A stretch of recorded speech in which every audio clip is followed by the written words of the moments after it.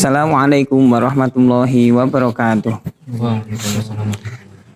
Perkenalkan diri, saya mahasiswa UIN Syah Nurjati Cirebon, kelas B20 NIM 23811307777. Ditemani dengan teman-teman saya. Di sini saya akan bertanya kaitannya dengan fikih muamalah al-madiyah.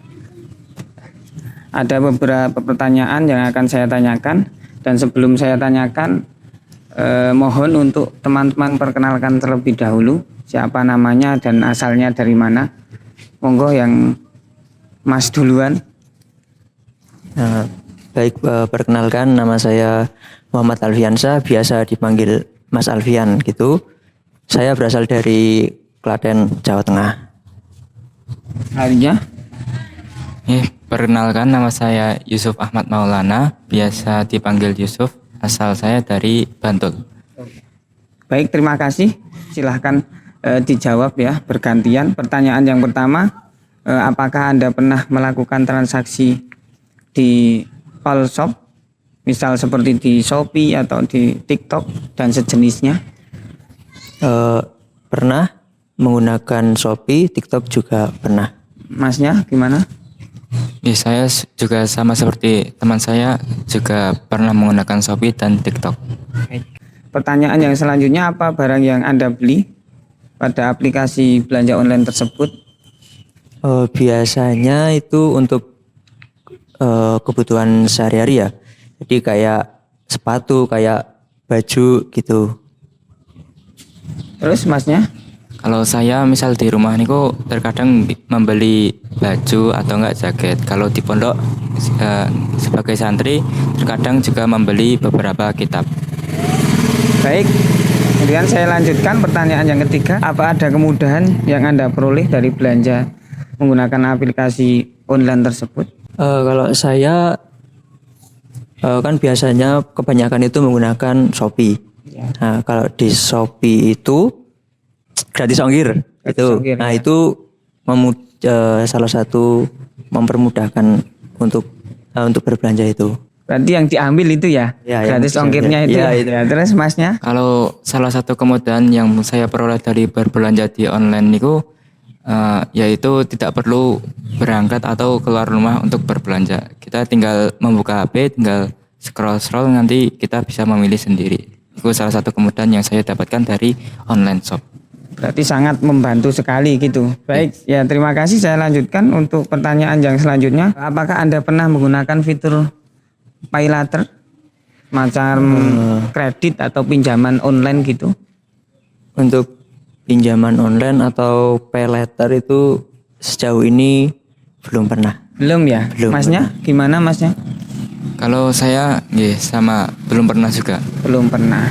Anda bisa menjelaskan? Kalau saya tidak menggunakan pay later niku yang pertama karena takut terjadi apa-apa sama, kan biasanya kalau pay later niku harus menyertakan identitas pribadi. Nah niku saya takut disalahgunakan gitu kalau memakai pay later. Ya, mungkin dari saya.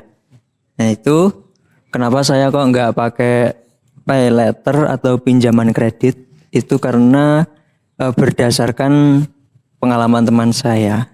Ya. Jadi teman saya itu pernah menggunakan pay later itu, terus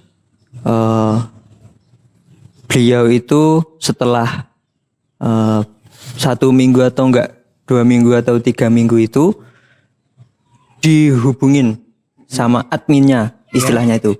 Sama adminnya dihubungin, di call, dipanggil, di telepon.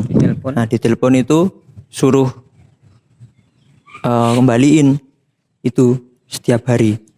Padahal dia itu juga belum punya uang untuk kembaliin karena dia kan juga lagi minjem kan.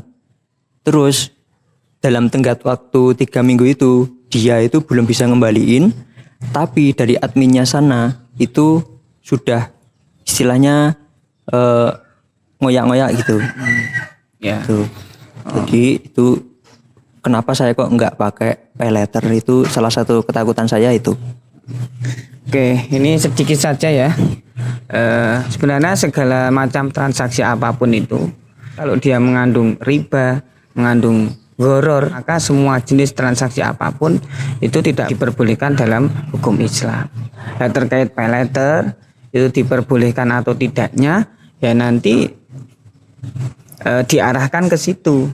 Makanya nanti ada para ulama yang membolehkan, tapi yang jelas itu harus tidak melanggar hukum syariat, dan juga banyak sekali yang tidak membolehkan.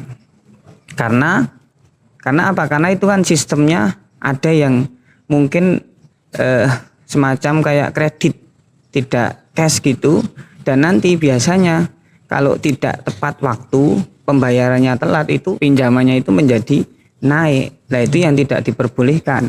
Itu bisa dianggap riba. Intinya ada yang membolehkan, ada yang tidak membolehkan, tapi kebanyakan tidak membolehkan karena ada unsur gharar maupun riba. Kalau menurut saya ya lebih baik yang namanya pinjam itu kalau bisa ya jangan sampai meminjam. Kenapa? Karena nanti yang namanya meminjam itu nanti ketagihan. Ya kurang lebihnya seperti itu.